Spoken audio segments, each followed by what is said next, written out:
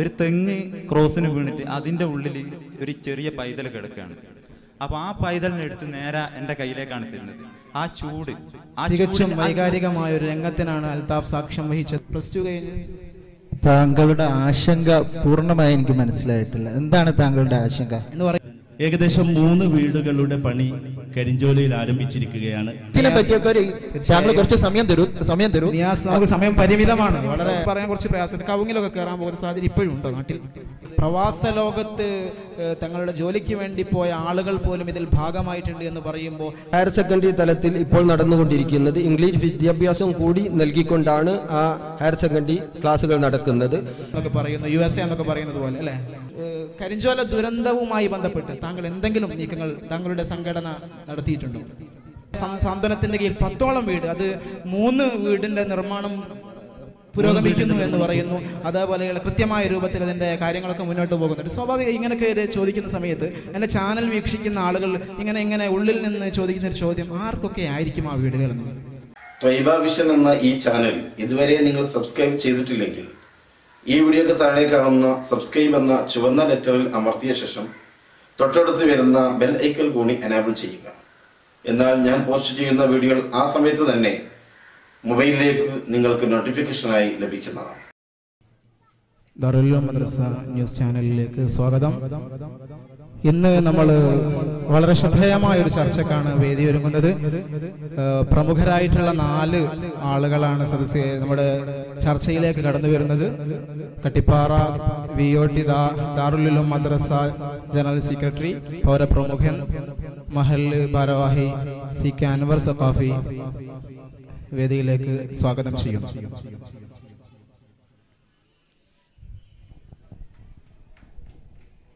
രണ്ടാമതായി പൊതുപ്രവർത്തകനും വെട്ടിയൊഴിഞ്ഞതോട്ടം എന്ന പ്രദേശത്തിലെ സാന്ത്വന പ്രവർത്തനങ്ങളുടെ മുന്നണി പോരാളിയുമായിട്ടുള്ള PP Abdul Saleem. Welcome sir.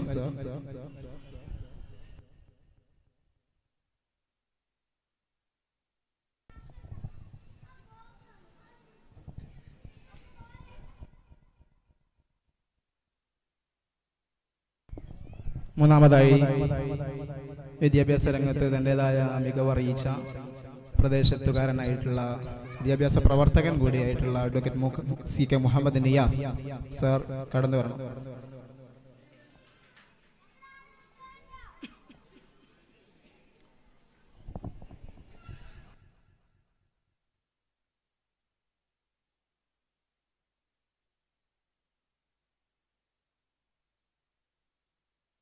മറ്റൊന്ന് ശ്രദ്ധേയനായ കരിഞ്ചോല ദുരന്തം എന്ന കേരളത്തെ ഒന്നാകെ ഞെട്ടിച്ച കരിഞ്ചോല ദുരന്തവുമായി ബന്ധപ്പെട്ട് ഒരു നാടിൻ്റെ പ്രവർത്തന ഭാഗമായി അലിഞ്ഞു ചേർന്ന ആ നാട്ടുകാരിലെ ഒരു വ്യക്തിത്വത്തെയാണ് നമ്മൾ വിളിക്കുന്നത്.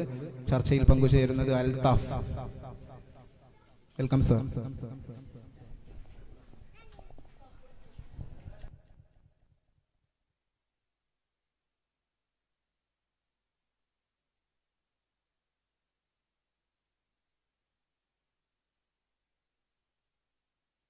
ചർച്ചയിലേക്ക് കടക്കാം. പരിമിതമായ സമയമാണ്. നമ്മുടെ ചാനലിൽ മറ്റുള്ള പരിപാടികളൊക്കെ കടന്നു വരേണ്ടതുണ്ട്.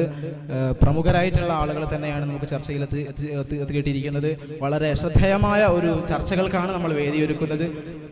CK അൻവർ സഖാഫി നമ്മോടൊപ്പമുണ്ട്.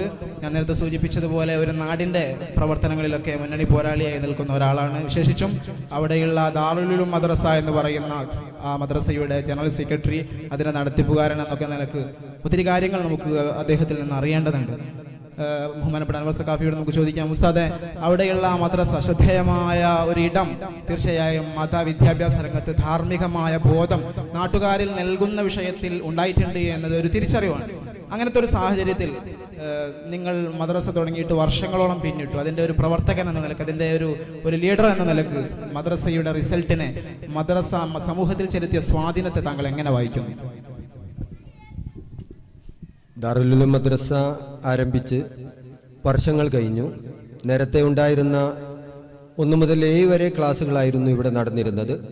ഏതാണ്ട് 6 വർഷങ്ങൾക്ക് മുമ്പ് വിനീതനായ ഞാൻ ഈ നേതൃസ്ഥാനത്തെത്തുകയും അതിനുശേഷം പടിപടിയായി ഓരോ ക്ലാസ്സുകളും ഉയർത്തി സെക്കൻഡറി തലത്തിൽ കഴിഞ്ഞ വർഷത്തോടു കൂടി എത്തിക്കുകയും പിന്നീട് വിദ്യാർത്ഥികളുടെയും രക്ഷിതാക്കളുടെയും അതിയായ താല്പര്യവും ഉത്സാഹവും കണക്കിലെടുത്തുകൊണ്ട് ഈ വർഷം ഞങ്ങൾ +1 +2 ക്ലാസ് കൂടി ആരംഭിച്ചിരിക്കുകയാണ്. അങ്ങനെ വരുമ്പോൾ ഇപ്പോൾ ഹയർ സെക്കൻഡറി തുടങ്ങിയിട്ടുണ്ട് എന്നാണ് പറയുന്നത്. അപ്പോൾ വലിയൊരു ശതമാനം വിദ്യാർത്ഥികൾ അതിൽ ഭാഗമായിട്ടുണ്ടോ? 15ഓളം വിദ്യാർത്ഥികൾ ഫസ്റ്റ് സ്റ്റാൻഡേർഡിൽ തന്നെ. തീർച്ചയായും വളരെ പ്രശംസനീയവും മാതൃകാപരവുമായിട്ടുള്ള ഒരു പ്രവർത്തനത്തിനാണ് ഹയർ സെക്കൻഡറി വിദ്യാഭ്യാസത്തിലൂടെ അവർ നൽകിക്കൊണ്ടിരിക്കുന്നത്. സ്വാഭാവികമായിട്ടും ഒരു മദ്രസയുടെ ഒരു നടത്തിപ്പുകാരൻ എന്ന നിലയ്ക്ക് നമുക്ക് സ്വാഭാവികമായി ചോദിക്കാനുള്ളത്, ഒരു ഇൻസ്റ്റിറ്റ്യൂട്ടിൻ്റെ ഏറ്റവും വലിയ മെറിറ്റ്, അതിൻ്റെ റിസൾട്ട് എന്ന് പറയുന്നത് അതിൻ്റെ പ്രൊഡക്റ്റായിട്ടുള്ള വിദ്യാർത്ഥികളാണ്, അലുമിനിയാണ്. അപ്പോൾ സ്വാഭാവികമായി പൂർവ്വ വിദ്യാർത്ഥികളെ സംബന്ധിച്ചിടത്തോളം ഒത്തിരി വർഷമായി ഇതിൻ്റെ സ്ഥാപനം ആരംഭിച്ചിട്ട് എന്നറിയാൻ സാധിച്ചു. അങ്ങനെ വരുമ്പോൾ സ്വാഭാവികമായി ഒരുപാട് പൂർവ്വ വിദ്യാർത്ഥികൾ ഈ ക്യാമ്പസിൽ നിന്ന് ഇറങ്ങിപ്പോയിട്ടുണ്ട് എന്ന് നമുക്ക് മനസ്സിലാക്കാൻ സാധിക്കുന്നു. അങ്ങനെ വരുമ്പോൾ ഒത്തിരി പ്രമുഖർക്ക് ഈ സ്ഥാപനം പിറവി നൽകിയിട്ടുണ്ടാവില്ലേ? അനവധി വിദ്യാർത്ഥികൾ ഈ സ്ഥാപനത്തിൽ നിന്ന് പുറത്തു പോയിട്ടുണ്ട്. ധാരാളം പണ്ഡിതന്മാരെ വാർത്തെടുക്കാൻ ഈ സ്ഥാപനത്തിന് കഴിഞ്ഞിട്ടുണ്ട്. സഖാഫി, അഹ്സനി, ദാരിമി തുടങ്ങിയ ധാരാളം പണ്ഡിതന്മാരും അതുപോലെ തന്നെ ഭൗതിക വിദ്യാർത്ഥികളെയും ധാരാളം ഈ സ്ഥാപനത്തിൽ നിന്ന് ഉൽപ്പാദിപ്പിക്കാൻ സാധിച്ചിട്ടുണ്ട് എന്നത് വളരെ സത്യമാണ്. താങ്കൾ പറയുമ്പോൾ സ്വാഭാവികമായി നമുക്ക് ഒരു ചോദ്യം ഉയർന്നു വരും എന്നത് ഉറപ്പാണ്. കാരണം അത്രത്തോളം വലിയ പ്രമുഖരായിട്ടുള്ള സഖാഫിമാരും അഹ്സനിമാരും മറ്റുള്ള മതബിരുദധാരികളും, ഒപ്പം അദ്ദേഹം പറഞ്ഞു ഫിസിക്കൽ രംഗത്ത് ഒരുപാട് കഴിവ് തെളിയിച്ച പ്രമുഖരും ഈ ക്യാമ്പസിൽ നിന്ന് പുറത്തിറങ്ങിയിട്ടുണ്ട് എന്ന് പറയുമ്പോൾ അദ്ദേഹത്തിൻ്റെ വാക്കുകളിൽ നമുക്ക് ആ ഒരു സന്തോഷം നമുക്ക് കാണാൻ സാധിക്കുന്നുണ്ട്. അപ്പോൾ അതിൻ്റെ പിന്നിൽ പ്രവർത്തിക്കുന്നവരും ആ ഒരു സന്തോഷത്തിലായിരിക്കുമെന്ന് നമുക്കറിയാം. അപ്പോഴൊക്കെ നമുക്ക് സ്വാഭാവികമായി സഖാഫിയോട് ചോദിക്കാനുള്ളത്, ആ പൂർവ്വ വിദ്യാർത്ഥികൾ ഇപ്പോൾ സ്ഥാപനത്തിന് വേണ്ടി വല്ലതും ചെയ്യുന്നുണ്ടോ? ഈ കാണുന്നത് തന്നെ പൂർവ്വ വിദ്യാർത്ഥികളുടെ അതിയായ ശ്രമവും അവരുടെ പരിശ്രമവുമാണ്. അതിലുപരി എല്ലാ സമയത്തും ആവശ്യമായ നിർദ്ദേശങ്ങളും ഉപദേശങ്ങളും ഒക്കെ അവരുടെ ഭാഗത്തു നിന്ന് കിട്ടുകയും എല്ലാ കഴിവും അവർ ഉപയോഗപ്പെടുത്തുകയും നമ്മുടെ സ്ഥാപനത്തിന് വേണ്ടി ഈ നാട്ടിൽ നിന്നല്ല പുറത്തു നിന്നുപോലും അവർ സഹകരിക്കുകയും സഹായിക്കുകയും ചെയ്യുന്നുമുണ്ട്. തീർച്ചയായും വളരെ സംതൃപ്തമായ ശ്രദ്ധേയമായ ഒരു ഞങ്ങളുടെ ന്യൂസിൽ ശ്രദ്ധിക്കാൻ സാധിച്ചു. ഈയിടെ ഒരു പൂർവ്വ വിദ്യാർത്ഥി സംഗമവുമായി ബന്ധപ്പെട്ട് ഒരു വലിയ ഒരു പരിപാടി, പൂർവ്വ വിദ്യാർത്ഥി സംഗമം മറ്റോ ഈയിടെ കഴിഞ്ഞ ഞായറാഴ്ച മറ്റോ സംഘടിപ്പിച്ചിട്ടുണ്ടായിരുന്നു. ഉണ്ട്. കഴിഞ്ഞ ഞായറാഴ്ച ഒരു പൂർവ്വ വിദ്യാർത്ഥി സംഗമം സംഘടിപ്പിക്കുകയും അതിൽ വളരെ താല്പര്യത്തോടു കൂടി മറ്റു തിരക്കിലൊക്കെ മാറ്റിവെച്ചുകൊണ്ട് എല്ലാ വിദ്യാർത്ഥികളും തന്നെ സംബന്ധിക്കുകയും വലിയ നിർദ്ദേശങ്ങളൊക്കെ അവരുടെ ഭാഗത്തു നിന്ന് ഉണ്ടാവുകയും ചെയ്തിട്ടുണ്ട്. നമുക്ക് അൻവർ സഖാഫിയിലേക്ക് നമുക്ക് അവസാനമായി, വളരെ പരിമിതമായ സമയമാണ്, പ്രമുഖരായിട്ടുള്ള ആളുകൾ നമ്മോടൊപ്പം ഉണ്ട്, അവരുടെ തിരക്ക് മാനിക്കേണ്ടതുണ്ട്, നമ്മുടെ തിരക്ക് മാനിക്കേണ്ടതുണ്ട്. അവസാനമായി നമുക്ക് അദ്ദേഹത്തോട് ചോദിക്കാനുള്ളത്, ഈ ക്യാമ്പസ് ഇന്ന് വളർന്ന് പന്തലിച്ച് നിൽക്കുകയാണ്, അത് കാണുമ്പോൾ വലിയ സന്തോഷമുണ്ട്. അപ്പോൾ നമുക്ക് ചോദിക്കാനുള്ളത്, ഇപ്പോൾ പിന്നെ ഹയർ സെക്കൻഡറി മദ്രസ തുടങ്ങി എന്ന് പറഞ്ഞു, ഇപ്പോൾ ശ്രദ്ധേയമായ തിബിയാൻ ക്യാമ്പസിന് രൂപം നൽകി എന്നറിയാൻ സാധിച്ചു. അപ്പോൾ നമുക്ക് ചോദിക്കാനുള്ളത്, സ്വാഭാവികമായി ഇത്രത്തോളം ഉയർന്നു ചിന്തിക്കുന്ന ഒരു സംഘാടക സമിതി അല്ലെങ്കിൽ ഒരു കമ്മിറ്റി അതിനുള്ളത് കൊണ്ടാണ് കൂടുതൽ ഓരോ വർഷം കഴിയുമ്പോഴും മുന്നോട്ട് ക്യാമ്പസ് പോയിക്കൊണ്ടിരിക്കുന്നത്. അപ്പം അങ്ങനത്തെ ഒരു സാഹചര്യത്തിൽ ആ ഒരു വലിയ മനസ്സിൻ്റെ ഉള്ളിൽ ചില സ്വപ്നങ്ങളൊക്കെ ഉണ്ടാവാനുള്ള സാധ്യത കാണുന്നുണ്ടല്ലോ. ഇനിയും ഒരു ദഅവ കോളേജ്, അതല്ലെങ്കിൽ ഹിഫ്ദുൽ ഖുർആൻ കോളേജ്, ഒരു ഇംഗ്ലീഷ് മീഡിയം, അങ്ങനെ വല്ലതും ആഗ്രഹിക്കുന്നുണ്ട്. ഞങ്ങൾ 15 അംഗ കമ്മിറ്റിയാണ് ഇപ്പോൾ നിലവിലുള്ളത്. പൂർണ്ണമായും എല്ലാവരും ഒരേ മനസ്സോടെ പ്രവർത്തിക്കുന്നത് കൊണ്ട് ഭൗതിക വിദ്യാഭ്യാസമാണ് നാം ലക്ഷ്യമിടുന്നത്. അതടിസ്ഥാനത്തിലാണ് തിബിയാൻ പ്രീ സ്കൂളും അതുപോലെ തന്നെ ഹയർ സെക്കൻഡറി തലത്തിൽ ഇപ്പോൾ നടന്നുകൊണ്ടിരിക്കുന്നത് ഇംഗ്ലീഷ് വിദ്യാഭ്യാസം കൂടി നൽകിക്കൊണ്ടാണ് ആ ഹയർ സെക്കൻഡറി ക്ലാസുകൾ നടക്കുന്നത്. എല്ലാം ഒന്നുകൂടി വിപുലീകരിക്കണമെന്നും അതിനുവേണ്ടി ഒരു വലിയ ഓഡിറ്റോറിയം നാം ലക്ഷ്യമിടുന്നുണ്ട്. നമ്മുടെ പരിപാടികൾക്കൊക്കെ വളരെ വിഷമം അനുഭവിക്കുന്നത് കൊണ്ട് ഈ ഭാഗം ഓഡിറ്റോറിയമായി മേലെ ഷീറ്റിട്ട് താഴെ ഇന്റർലോക്ക് ഒക്കെ ചെയ്ത് വിപുലമാക്കണമെന്നും പിന്നെ തിബിയാൻ അടുത്ത വർഷം കൂടി വരുമ്പോൾ നമുക്ക് സൗകര്യം ഇല്ലാത്തത് കൊണ്ട് മുകളിലെ നില ഷീറ്റിട്ട് ഭംഗിയാക്കണമെന്നും ആഗ്രഹിക്കുന്നുണ്ട്. ഇതെല്ലാം പൂർവ്വ വിദ്യാർത്ഥികളുടെയും നാട്ടുകാരുടെയും സഹായം മാത്രമാണ് ലക്ഷ്യമിടുന്നത്. എല്ലാവരും ഈ സുമനസ്സോടുകൂടി പ്രവർത്തിക്കുമ്പോൾ നമുക്കത് ഭംഗിയാക്കി എടുക്കാൻ സാധിക്കും. വലിയൊരു സ്വപ്നങ്ങളുടെ വലിയൊരു ലോകമാണ് അദ്ദേഹം ഇവിടെ തുറന്നു വെച്ചിട്ടുള്ളത്. മർക്കസൊക്കെ മുന്നോട്ട് വെക്കുന്നത് പോലെ വലിയൊരു ഓഡിറ്റോറിയം മുന്നിൽ സെറ്റ് ചെയ്യണം, അതുപോലെയുള്ള പൊതുപരിപാടികൾക്കൊക്കെ വേദി ഇവിടെ സെറ്റ് ചെയ്യണം. അതിനും അദ്ദേഹം മുന്നോട്ടായി വെച്ചിട്ടുള്ളത് തികച്ചും പൂർവ്വ വിദ്യാർത്ഥികളുടെ സാധ്യതയാണ്. തികച്ചും ഈ നാട്, ഞാൻ ഈ നാട്ടിൽ വന്ന് നിൽക്കുമ്പോൾ എനിക്ക് വലിയ സന്തോഷം തോന്നുകയാണ്. പ്രബുദ്ധതയുടെ വലിയൊരു തെളിമ അദ്ദേഹത്തിൻ്റെ വാക്കുകൾ നമുക്ക് വായിക്കാം. വളരെ നന്ദിയുണ്ട് അൻവർ സഖാഫി. നമുക്ക് അടുത്തത് നമ്മുടെ വെട്ടി ഒഴിഞ്ഞ തോട്ടം, നല്ല കൗതുകമുള്ള പേരാണ്. വെട്ടി ഒഴിഞ്ഞ തോട്ടം എന്ന് പറയുന്ന ഈ നാട്ടിലെ VOT എന്ന് ചുരുക്കി പറയാമെന്നൊക്കെ പറയുന്നു, USA എന്നൊക്കെ പറയുന്നത് പോലെ അല്ലേ. ഓക്കെ, വളരെ മനോഹരമായിട്ടുള്ള ഒരു പേരാണ്. അപ്പോൾ നമുക്ക് ആ നാട്ടിലെ ഒരു പൊതുപ്രവർത്തകൻ, അല്ലെങ്കിൽ ഒന്നുകൂടി പറഞ്ഞാൽ ഞാൻ അന്വേഷിച്ചിടത്തോളം സാന്ത്വന രംഗത്തൊക്കെ കൂടുതൽ മികവറിയിക്കുന്ന ഒരാൾ എന്ന നിലക്ക് അബ്ദുൽ സലീം പി പി അല്ലേ പേര്? Yes, good. Abdul Saleem P പിയോട് നമുക്ക് ചോദിക്കാനുള്ളത്, സാന്ത്വനം എന്നൊരു സംരംഭത്തെക്കുറിച്ച് കേൾക്കാറുണ്ട്. പൊതുവിൽ മർക്കസ് SOESന്റെ കീഴിലൊക്കെ വളരെ ശ്രദ്ധേയമായിട്ടുള്ള പ്രവർത്തനങ്ങൾക്ക് ചുക്കാൻ പിടിക്കുന്ന ഒരു സംരംഭമാണ്. അപ്പോൾ സ്വാഭാവികമായി കരിഞ്ചോല ദുരന്തം എന്ന് പറയുമ്പോൾ കേരളത്തിൽ തന്നെ ഏറ്റവും അറിയപ്പെട്ട ഒരു ഏരിയയാണ് കരിഞ്ചോല. അപ്പോൾ അതിലെ ആ നാട്ടിലെ ഈ സാന്ത്വനത്തിൻ്റെ ഒരു പ്രവർത്തകൻ എന്ന നിലക്ക് ഒരു മഹാദൗത്യം പൂർത്തീകരിച്ചു, അല്ലെങ്കിൽ പൂർത്തീകരിക്കേണ്ടതുണ്ട് എന്നൊരു സ്വപ്നവുമായിട്ടായിരിക്കും താങ്കൾ ഇരിക്കുന്നുണ്ടാവുക. എൻ്റെ ചോദ്യം വളരെ ചുരുക്കി ഞാൻ ചോദിക്കുന്നു, കരിഞ്ചോല ദുരന്തവുമായി ബന്ധപ്പെട്ട് താങ്കൾ എന്തെങ്കിലും നീക്കങ്ങൾ താങ്കളുടെ സംഘടന നടത്തിയിട്ടുണ്ടോ? ഈ ദുരന്തവുമായി ബന്ധപ്പെട്ട് വെട്ടിയൊഴിഞ്ഞ തോട്ടത്തിലെ സാന്ത്വനം കൺവീനർ എന്ന നിലയിൽ ഞങ്ങൾ 15 അംഗ കമ്മിറ്റി നിരന്തരമായി ഇടപെടുകയും ഏകദേശം ഈ പ്രശ്നത്തിൽ നമ്മളുടേതായ ഭാഗങ്ങളൊക്കെ വളരെയധികം ക്ലിയർ ആക്കുകയും ചെയ്തിട്ടുണ്ട്. ഈ സാന്ത്വനം എന്ന് പറയുമ്പോൾ തന്നെ ജനങ്ങൾക്ക് നൽകുന്ന സാന്ത്വന സ്പർശം എന്നാണ് അതിൻ്റെ ഫുൾ. സലീം സാഹബ്, നമുക്ക് നിങ്ങൾ കൂടുതൽ പെട്ടെന്ന് വിഷയത്തിലേക്ക് കടന്നു വരണം. താങ്കൾ ഈയിടെയായിട്ട് സമൂഹത്തിന് സമർപ്പിച്ച ദുരന്തവുമായി നിങ്ങൾ കൃത്യമായി വല്ലതും ചെയ്തോ? ദുരന്തവുമായി ബന്ധപ്പെട്ട് സാന്ത്വനത്തിന്റെ പ്രവർത്തകൻ എന്ന നിലയിലും RCFIയുടെ 2 വീടുകൾ ഞങ്ങൾക്ക് നിർമ്മിക്കാൻ കഴിഞ്ഞു എന്നുള്ളതാണ് എന്റെ ആദ്യത്തെ ഉദ്ദേശിക്കുന്നതാണ്. താങ്കൾ ഭവന നിർമ്മാണവുമായി മുന്നോട്ട് വന്നു എന്ന് അറിയാൻ സാധിച്ചു. അതുകൊണ്ടാണ് ഞാൻ അങ്ങനെ ഒളിഞ്ഞു ചോദ്യങ്ങൾ ചോദിച്ചത്. എവിടം വരെ എത്തി താങ്കളുടെ ഭവന നിർമ്മാണ കാര്യങ്ങളൊക്കെ?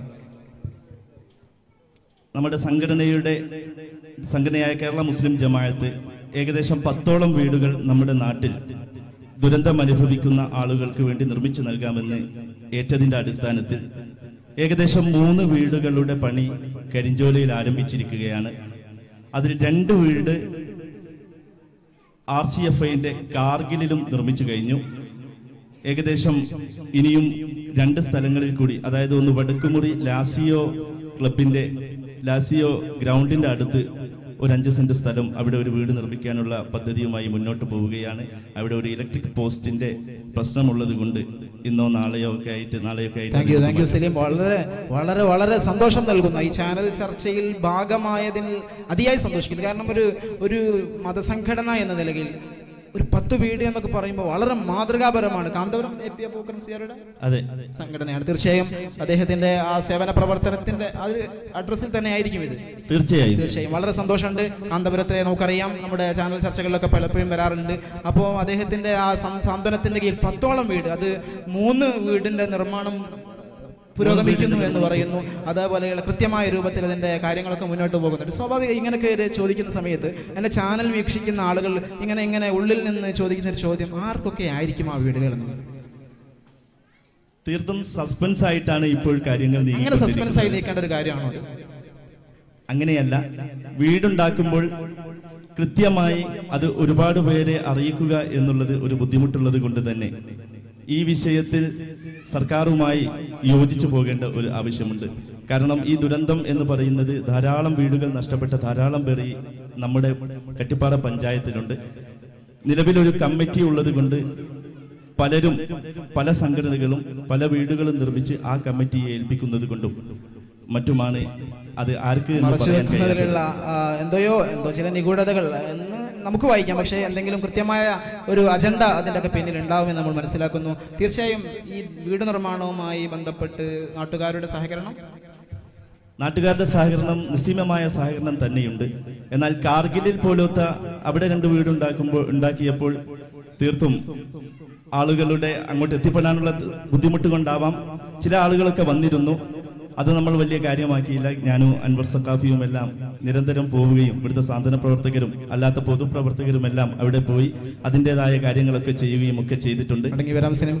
ഇനി മറ്റു ചോദിക്കാനുള്ളത്, ഞാൻ കുറച്ചുകൂടി വിഷയങ്ങൾ മനസ്സിലാക്കിക്കൊണ്ടാണ് ചോദിക്കുന്നത്. കരിഞ്ചോല ദുരന്തം സംഭവിച്ച് മരണമടഞ്ഞ അവരുടെ മരിച്ചു വിരിഞ്ഞ ആളുകളുടെ ബാക്കിയുള്ള ചില കുടുംബങ്ങൾ, അതേപോലെ തന്നെ താമസിക്കാൻ വീട് ആ ഭാഗത്തേക്ക് ഒരിക്കലും താമസിക്കാൻ കഴിയാത്ത ആളുകൾ, പലയിടങ്ങളിലായി വാടക കഴിയുന്ന ആളുകളെ നിങ്ങൾ നാട്ടുകാർ തീരെ ശ്രദ്ധിക്കുന്നില്ല എന്നൊരു വാർത്ത എനിക്ക് തോന്നുന്നുണ്ട്.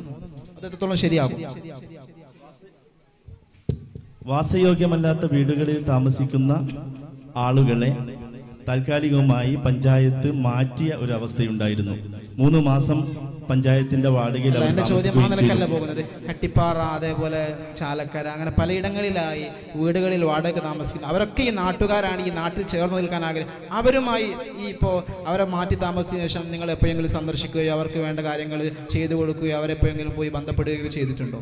തീർച്ചയായും അവരൊക്കെ കാണുകയും അവർക്ക് വേണ്ട സഹായ സഹകരണങ്ങളൊക്കെ നമ്മളാൽ കഴിയുന്ന സഹായ സഹകരണങ്ങളൊക്കെ ആ ഭാഗത്തും ഇടപെടലുണ്ട് എന്ന ഒരു പ്രതീക്ഷ നൽകുന്ന ഉത്തരമാണ്. വളരെ ചുരുങ്ങിയ സമയമേ ഉള്ളൂ, നമുക്ക് രണ്ടാളുകളിലേക്ക് കൂടി പോകേണ്ടതുണ്ട്.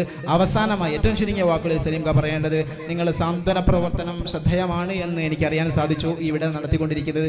എന്ന് പറയുമ്പോൾ നിങ്ങൾ എന്താണ് ഈ കരിഞ്ചോല ദുരന്തവുമായി ബന്ധപ്പെട്ടതല്ലാതെ നിങ്ങൾ എന്തെങ്കിലും കാര്യങ്ങൾ മറ്റ് കാര്യങ്ങൾ ചെയ്യുന്നുണ്ടോ? പാവപ്പെട്ട രോഗികളുടെ കണ്ണീരൊപ്പുക എന്ന പരമപ്രധാനമായ ഒരു ലക്ഷ്യവുമായിട്ടാണ് ഇവിടുത്തെ സാന്ത്വനം പ്രവർത്തകർ മുന്നോട്ട് ഇറങ്ങിക്കൊണ്ടിരിക്കുന്നത്.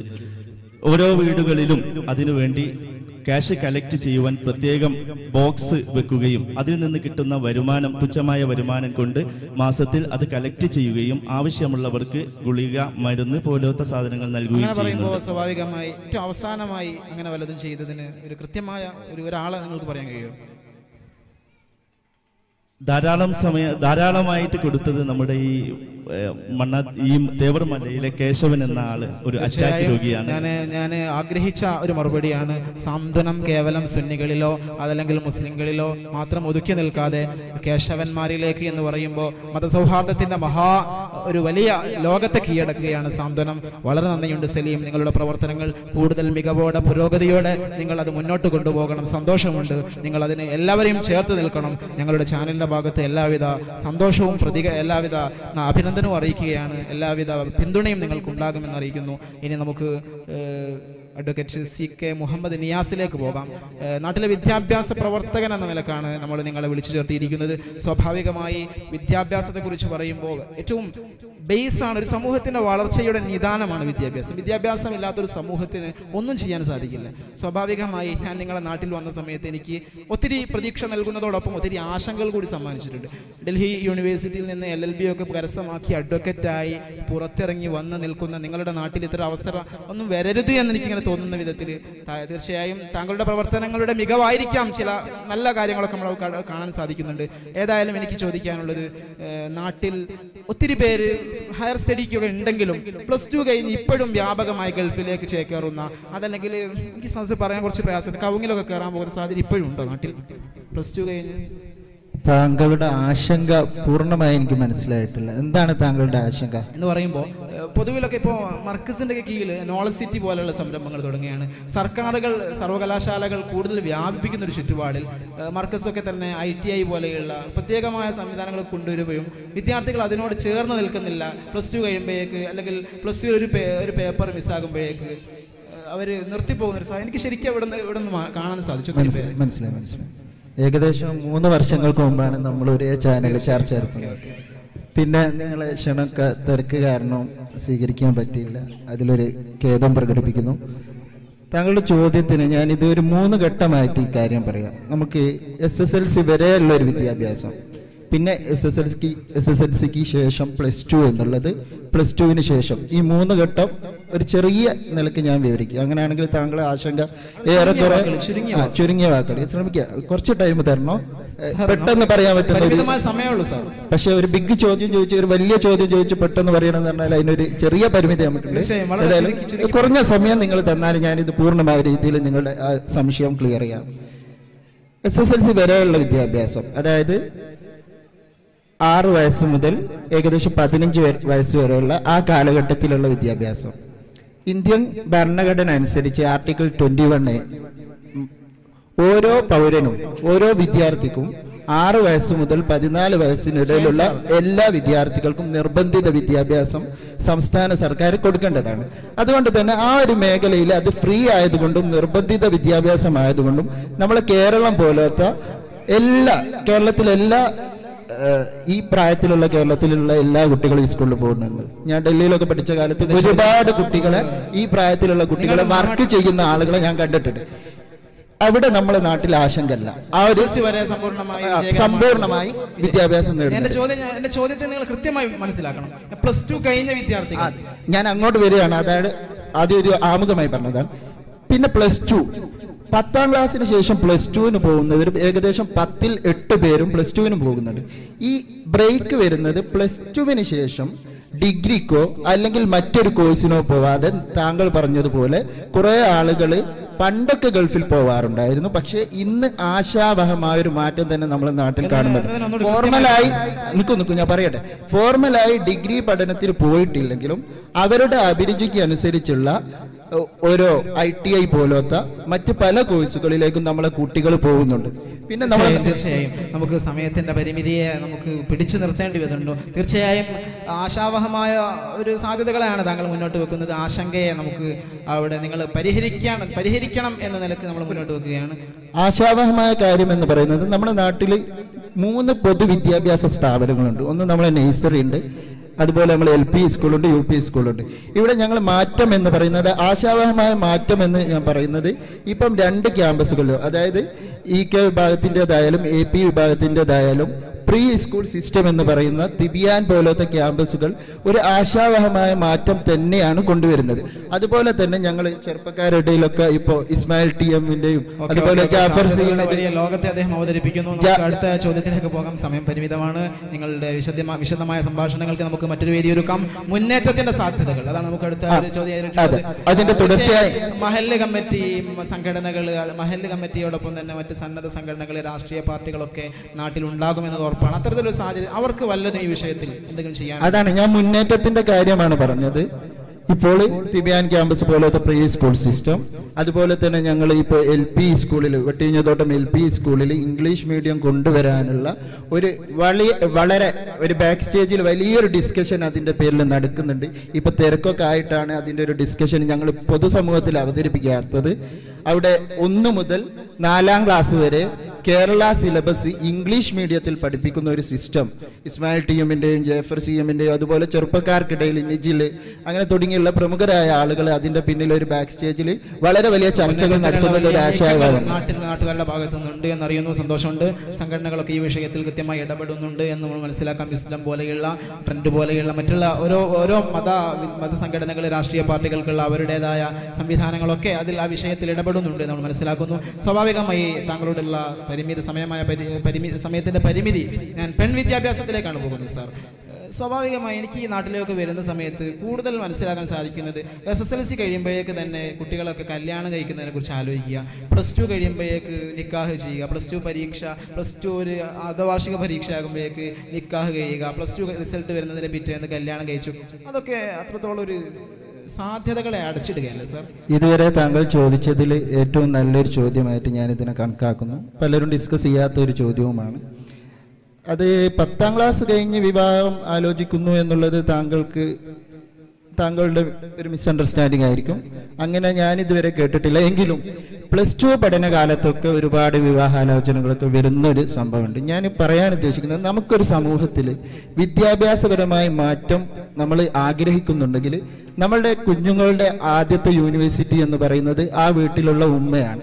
ആ ഉമ്മക്ക് വിദ്യാഭ്യാസം ഉണ്ടെങ്കിൽ ആ കുട്ടിക്ക് ഒരു പരിധി വരെ 100% ആ കുട്ടി ഒരു വിജയിയായിരിക്കും. തിരിച്ചു വരുന്നു. തീർച്ചയായും അതായത് അദ്ദേഹം പറഞ്ഞു വെക്കുന്നത്, ഒരു പെൺകുട്ടി പഠിച്ചു കഴിഞ്ഞാൽ ഒരു ആൺ പഠിക്കുന്നത് പോലെ അല്ല. ഒരു ഹൈസ്കൂള് അല്ല സെക്കൻഡറി ഒക്കെ അല്ലെ ഡിഗ്രി തലത്തിലൊക്കെ ഒരു പെൺകുട്ടി പഠിക്കുന്നത്, ആ പെൺകുട്ടി ശരിക്കും കുടുംബിനിയായിട്ടാണ് തിരിച്ചു വരുന്നത്, അതല്ലേ താങ്കൾ പറയുന്നത്? ആ ഒരു കുടുംബിനി രൂപപ്പെടുന്നത് വഴി, ഒരു പ്രബുദ്ധയായ അല്ലെ ഒരു വിദ്യാഭ്യാസ സമ്പന്നയായ ഒരു കുടുംബിനി രൂപപ്പെടുന്നത് വഴി സ്വാഭാവികമായി ആ കുടുംബിനിയിലൂടെ അവരുടെ മക്കൾ കൂടി ആ രംഗത്തേക്ക് കടന്നു. തീർച്ചയായും നല്ലൊരു പോയിന്റാണ്. ഞാൻ ഈ പരിസരത്തുള്ള കട്ടിപ്പാറ ഇഹ്സാനി എന്ന പേരിൽ വിമൻസ് കോളേജ്, ജാമിയ മർക്കസിലെ ഹാദിയ ഒക്കെ അറിയാൻ സാധിച്ചു. ഈ ഭാഗത്തു നിന്നുള്ള നിരവധി വിദ്യാർത്ഥിനികൾ അതിൽ ഭാഗമാകുന്നു, മതത്തെ കൂടി അതിൽ ചേർത്ത് പഠിക്കുമ്പോൾ എനിക്ക് കൂടുതൽ പ്രതീക്ഷ നൽകുന്നുണ്ട്. എന്ന് പറഞ്ഞാൽ അവർ തീർച്ചയായും കുടുംബത്തിലൊക്കെ കൃത്യമായി ഇടപെടാനും മക്കളെയൊക്കെ ഇരു വിദ്യാഭ്യാസവും നൽകി പ്രോത്സാഹിപ്പിക്കാനും സാധിക്കില്ലേ? നമ്മൾ പറഞ്ഞ പോലെ പെൺകുട്ടികൾക്ക് ഒരു ഉന്നത വിദ്യാഭ്യാസം തന്നെ നൽകണം. +2 കൊണ്ടൊന്നും ഇപ്പോൾ എവിടെയും എത്താത്തൊരു സ്ഥിതിയാണ്. ഇപ്പോൾ എൻ്റെ കൂടെ പഠിച്ച ചില പെൺകുട്ടികൾ എന്നെ ഇടയ്ക്ക് ഈ ഇംഗ്ലീഷിലൊക്കെ ഉള്ള സംശയം ചോദിക്കും. ഡിഗ്രിയൊക്കെ പഠിച്ച കുട്ടികളാണ്. പക്ഷേ മക്കൾക്ക് LKGയിലെയും UKGയിലെയും കുട്ടികൾക്ക് പറഞ്ഞു കൊടുക്കാൻ ഇപ്പോൾ ഒരു ഡിഗ്രി പഠിച്ച വിദ്യാർത്ഥിനിക്ക് വരെ പറ്റാത്തൊരവസ്ഥയാണ്. താങ്കളെ ചോദ്യത്തിലേക്ക് വരാം. ഇപ്പോൾ താങ്കൾ ചോദിച്ചത് മതവിദ്യാഭ്യാസവും ഇതിൻ്റെ കൂടെ കൊടുക്കണ്ടേ എന്നാണ്. തീർച്ചയായും കൊടുക്കണം. കാരണം ഇപ്പോൾ ഞാനൊക്കെ നമ്മൾ പ്രാക്ടീസ് ചെയ്യുന്നൊക്കെ സമയത്ത് ഒരുപാട് കേസുകൾ ഈ ചെറിയ പ്രായത്തിൽ വിവാഹം കഴിച്ചു കൊടുത്തത് കൊണ്ടോ, അതുപോലെ തന്നെ മറ്റൊരു കാരണം ഇസ്ലാമികമായി ഇതിനെക്കുറിച്ചൊന്നും കുടുംബ ബന്ധത്തെ പറ്റിയൊന്നും അറിയാത്തത് കൊണ്ടോ എന്നറിയില്ല, നമ്മുടെ മുസ്ലിം സമുദായത്തിൽ നിന്ന് ഒരുപാട് ചെറുപ്പക്കാരികളായ കുട്ടികളുടെ ഡിവോഴ്സ് കേസുകളൊക്കെ. അപ്പൊ ഇതിനെ പറ്റിയൊക്കെ താങ്കൾ കുറച്ച് സമയം തരൂ. നിയാസ്, നമുക്ക് സമയം പരിമിതമാണ് വളരെ ചാനലിൻ്റെതായ. ഏതായാലും നിയാസ് നമ്മോടൊപ്പം ചേർന്നതിന് അതിയായ സന്തോഷമുണ്ട്. കൃത്യമായ ചില ആസൂത്രിതമായ നീക്കങ്ങൾ നടക്കുന്നുണ്ട്. പ്രതീക്ഷകൾ ആശങ്കകളെ അല്ലാതാക്കുന്ന വിധത്തിലുള്ള പ്രതീക്ഷ നൽകുന്ന ഒരു മറുപടിയാണ് ഒരു പ്രബുദ്ധരായ വിദ്യാഭ്യാസമുള്ള ഒരാളിൽ നിന്ന് നമ്മൾ ആഗ്രഹിക്കുന്നതാണ്. തീർച്ചയായും പെൺവിദ്യാഭ്യാസത്തിലും പുരുഷ വിദ്യാഭ്യാസത്തിലൊക്കെ ആവുന്ന നീക്കങ്ങൾ ചെയ്യാൻ താങ്കൾക്കും താങ്കൾ പോലെയുള്ള നാട്ടിൽ നിന്ന് പഠിച്ച് ഒരുപാട് ഡോക്ടേഴ്സും എഞ്ചിനീയർമാരൊക്കെ ഇറങ്ങിയിട്ടുണ്ട്. പക്ഷെ ആരും ആ രംഗത്തേക്കൊന്നും ആലോചിക്കുന്നില്ല. ഞാൻ അവരെയൊക്കെ പരമാവധി ചേർത്തി നിർത്തിക്കൊണ്ട് അത്തരം വിദ്യാഭ്യാസ പ്രവർത്തനങ്ങൾക്ക് ചുക്കാൻ പിടിക്കാൻ താങ്കൾക്ക് സർവശക്തൻ കരുത്തേകട്ടെ എന്ന് പ്രാർത്ഥിച്ചുകൊണ്ട് മിസ്റ്റർ അൽത്താഫ്, ശ്രദ്ധേയമായ ഒരു സാന്നിധ്യമാണ് താങ്കളെ നമ്മൾ കാണുന്നത്. കട്ടിപ്പാറ കരിഞ്ചോല ദുരന്തവുമായി ബന്ധപ്പെട്ടുകൊണ്ട് താങ്കളെ നമ്മളിവിടെ ക്ഷണിച്ചത് ഒരു നാട്ടുകാരൻ എന്ന നിലക്കാണ്. തീർച്ചയായും കരിഞ്ചോല ദുരന്തം ഏറ്റവും വേദനയോടെയാണ് ഞങ്ങൾ മാധ്യമപ്രവർത്തകർ ഓർക്കുന്നത്. മാധ്യമപ്രവർത്തകർ ആഴ്ചയോളം ഇവിടെ ചേർന്ന് നിന്നുകൊണ്ട് ഇവിടുത്തെ പോലീസ് സംവിധാനത്തോടെയും സർക്കാർ സംവിധാനങ്ങളോടൊക്കെ ചേർന്ന് നിന്നുകൊണ്ട് നാട്ടുകാരോടൊപ്പം ആ കണ്ണീരിൽ ചേർന്നുകൊണ്ട് രക്ഷാപ്രവർത്തനത്തിന് സജീവമായി ഞങ്ങൾ ഇടപെട്ടിട്ടുണ്ട്. സ്വാഭാവികമായും 14 ആളുകൾ മരിച്ചത് ഇപ്പോഴും ഞങ്ങൾക്ക് വേദനയോടെ ഓർക്കാൻ കഴിയുകയുള്ളൂ. സർവശക്തനോട് നമുക്ക് വളരെ ആത്മാർത്ഥമായി അവരുടെ പാരത്രിക ലോകത്തിന് വേണ്ടി, അവിടുത്തെ സന്തോഷത്തിന് വേണ്ടി നമുക്ക് പ്രാർത്ഥിക്കാം. സമയപരിമിതമാണ് നമ്മുടെ മുമ്പിലുള്ളത്. തീർച്ചയായും 14 പേരുടെ ആ മരണത്തിനൊക്കെ ഇടയാക്കിയ കണ്ണീർ ഇപ്പോഴും തോർന്നിട്ടില്ലാത്ത ആ വലിയ ദുരന്തം തീർച്ചയായും ഇപ്പോഴൊക്കെ ചെറിയൊരു ആശ്വാസത്തിലേക്ക്, സമാശ്വാസ നടപടികളിലൂടെ ചെറിയ സമാധാനത്തിലേക്കൊക്കെ എത്തി തുടങ്ങുകയാണ്. എനിക്ക് ചോദിക്കാനുള്ളത്, രക്ഷാപ്രവർത്തന രംഗത്ത് നാട്ടുകാരുടെ ആ പങ്കിനെ വളരെ മനോഹരമായി സയ്യിദ് ഇബ്രാഹിം ഖലീൽ ബുഖാരിയെ പോലെയുള്ള പ്രമുഖർ അതിനെ വർണ്ണിക്കുന്നത് ശ്രദ്ധിക്കാൻ സാധിച്ചിട്ടുണ്ട്. എങ്ങനെയാണ് ഇത്രത്തോളം അതിനെ മനോഹരമായി നിങ്ങൾക്ക് ഈ രക്ഷാപ്രവർത്തനത്തെ ഏകോപിപ്പിക്കുന്ന വിഷയത്തിൽ നിങ്ങൾക്ക് ഇടപെടാൻ സാധിച്ചത്? ആദ്യമായി പറയാനുള്ളത്, രക്ഷാപ്രവർത്തനത്തിൽ പങ്കെടുത്തത് നാട്ടുകാർ മാത്രമല്ല, ഈ നാട്ടിലെയും പുറം നാട്ടിലെയും, അതായത് നമ്മുടെ അടുത്ത പ്രദേശമായ കോളിക്കല്, പൂനൂര്, കട്ടിപ്പാറ, ആ ഏരിയയിലുള്ള, അല്ലെങ്കിൽ അതിലും കൂടുതൽ, ഈ ഒരു ജില്ലയുടെ അല്ലെങ്കിൽ പുറം ജില്ലയിൽ നിന്ന് വരെ പല ആൾക്കാരും, പ്രത്യേകിച്ച് പേരെടുത്ത് പറയാൻ ആഗ്രഹിക്കുന്നത് യുവാക്കൾ തന്നെ ആയിരിക്കാം എന്നാണ് എൻ്റെ ഒരു കൺസെപ്റ്റ്. യുവാക്കൾ തന്നെയാണ് അധികവും. എങ്കിലും മധ്യവയസ്കന്മാരും ബാക്കിയുള്ള എല്ലാവരും കഴിയുന്ന പരമാവധി ചെയ്യാൻ, എന്തൊക്കെ ചെയ്യാൻ പറ്റുമോ അതൊക്കെ പ്രവാസികളെ പേരെടുത്ത് പ്രത്യേകം പ്രശംസിക്കേണ്ടതാണ്. പ്രവാസികൾ സാമൂഹ്യ മാധ്യമങ്ങളിലൂടെ ഒരു ഗ്രൂപ്പ് ഉണ്ടാക്കുക, ഒരു വാട്സപ്പ് ഗ്രൂപ്പ് ഉണ്ടാക്കി അതിലൂടെ എന്തെല്ലാം സാധനമാണോ ഈ ഉരുൾപൊട്ടിയ മേഖല എന്ന് പറഞ്ഞാൽ ആ മല മാത്രമല്ലായിരുന്നു. ആ മലയിൽ നിന്നും ഒഴിപ്പിച്ച കുറെ ആൾക്കാർ ക്യാമ്പിലുണ്ടായിരുന്നു.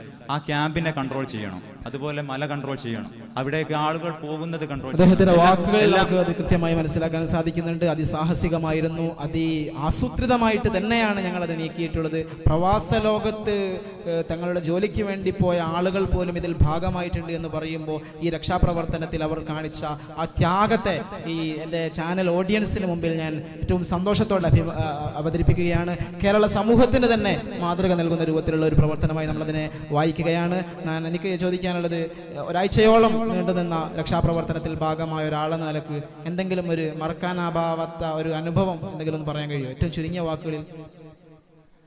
മറക്കാനാവാത്ത അനുഭവം എന്ന് വെച്ചാൽ, നമ്മൾ തലേന്ന് വരെ കണ്ടുനിന്ന ഒരു മല അല്ലെങ്കിൽ നമ്മുടെ നാടിന്റെ ഒരു ഭാഗം പിറ്റേ ദിവസം പുലർച്ചെയാവുന്ന നേരത്തേക്ക് വേറൊരു സമയത്ത് ഉറങ്ങുകയായിരുന്നു. അല്ല, ഞാൻ സുബഹി നിസ്കരിച്ചു കിടക്കാൻ നോക്കുന്ന സമയമായിരുന്നു.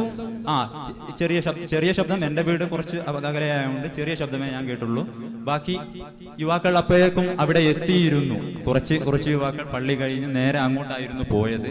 പക്ഷേ എന്തുകൊണ്ടോ മഴ കാരണം ഒരു ബൈക്കിന്റെ മിസ്സിങ് കാരണം മാത്രം അവിടെ എത്താൻ പറ്റിയില്ല. ഒരു 2 മിനിറ്റ് കൂടി കഴിഞ്ഞായിരുന്നെങ്കിൽ ഒരു 2 പേരെങ്കിലും നമുക്ക് രക്ഷിക്കാമായിരുന്നു എന്ന് ഞാൻ പറഞ്ഞു തീർക്കട്ടെ. അപ്പോ രക്ഷിക്കാമായിരുന്നു എന്ന് പല യുവാക്കൾ ഈ പള്ളിയിൽ നിന്നും പോയ യുവാക്കൾ എന്നോടും നമ്മുടെ മൊത്തത്തിൽ, അതായത് സമൂഹത്തിൽ മൊത്തത്തിൽ അഭിപ്രായം പറഞ്ഞിട്ടുണ്ട്. ഞാൻ വിഷയത്തിലേക്ക് വരാം. താങ്കൾ പറഞ്ഞ ചോദ്യത്തിന് ഉത്തരം ഉണ്ട്. എന്താന്ന് വെച്ചാൽ ചളി കാലിന്റെ മുട്ടിന്റെ മുകളിൽ വരെ ചളിയായിരുന്നു അന്ന്. എല്ലാവരും ചാനലിലൂടെ കണ്ടതായിരിക്കാം, പക്ഷെ ചാനലുകാർക്കൊന്നും അങ്ങോട്ട് എത്തിപ്പെടാൻ പറ്റിയിട്ടുണ്ടാവില്ല. ആ സമയത്ത് ഞാൻ എത്തുന്ന സമയത്ത് സലീംകായുടെ ഒരു വീട് നിലം പൊത്തിക്കിടക്കുകയാണ്. അതിൻ്റെ ഉള്ളിൽ നിന്ന് ആൾക്കാരെ രക്ഷിച്ചുകൊണ്ട് നിൽക്കുകയാണ്. ബാക്കി കുറച്ച് യുവാക്കൾ അപ്പോഴേക്കും ഈ ചളിയിലേക്ക് ഇറങ്ങൽ തുടങ്ങിയിരുന്നു. അപ്പോൾ ഞാനും എൻ്റെ മുന്നിൽ ആരാണെന്ന് എനിക്ക് നല്ലോണം ഓർമ്മയില്ല, എന്നാലും ഞാൻ പറയാം, ഇവൻ എന്നോട് പറഞ്ഞു ഇതൊരു കാലല്ലേ എന്ന് കാണിച്ചു. ചളിയിലൂടെ ഒരു ചെറിയ വിരൽ മാത്രമേ കാണുന്നുള്ളൂ, കാലിന്റെ പോലെ തോന്നി.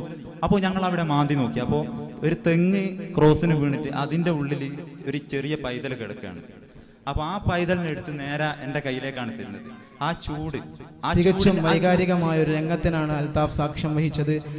നമുക്ക് സർവശക്തനോട് മനമുരുകി പ്രാർത്ഥിക്കാം. ഈ മഹായത്നത്തിന്റെ ഭാഗമായതിന് അൽത്താഫ് ഉൾപ്പെടെയുള്ള ആ വലിയ സേനാ വ്യൂഹത്തെ വാക്കുകൾ നമുക്ക് ഇല്ല അവരെ അഭിനന്ദിക്കാൻ. നമുക്ക് സർവശക്തനിലേക്ക് സർവം സമർപ്പിച്ച് നാളെ പാരത്രിക ലോകത്ത് സർവശക്തന്റെ ഹബീബിന്റെ കൂടെ സ്വർഗപ്രവേശനത്തിന് മരിച്ചു പിരിഞ്ഞവരോടൊപ്പം ചേർന്ന് നിൽക്കാൻ നമുക്ക് സ്വർഗത്തിൽ ഒന്നായി ചേരാൻ നമുക്ക് പ്രാർത്ഥിക്കാം. സമയത്തിന്റെ പരിമിതി നമ്മുടെ ചർച്ചയെ അവസാനത്തിലേക്ക് എത്തിക്കുന്നു. തീർച്ചയായും നമ്മോടൊപ്പം ചേർന്ന 4 പേരും വളരെ മനോഹരമായി അവരുടെ നാട്ടിലെ ഇടപെടലുകൾ, പരിമിതികൾ, അവരുടെ ഭാവികൾ, വർത്തമാനങ്ങളൊക്കെ ആ ഒരു നാടിൻ്റെ VOTയുടെ ഭാവിയും വർത്തമാനവും എത്രയും ശ്രദ്ധേയമായി ഇവിടെ അവതരിപ്പിച്ചു തന്നു. പ്രത്യേകമായി നമ്മുടെ ചർച്ചയ്ക്ക് വേണ്ടി സമയം മാറ്റിവെച്ച CK Anwar Saqafi, PP Saleem Sahab, advocate Muhammad Niyazi K, Althaf, വളരെ നന്ദിയുണ്ട്, വളരെ സന്തോഷമുണ്ട്. ഈ ചർച്ച ഇവിടെ അവസാനിക്കുന്നു. നന്ദി. അസ്സലാമു അലൈക്കും.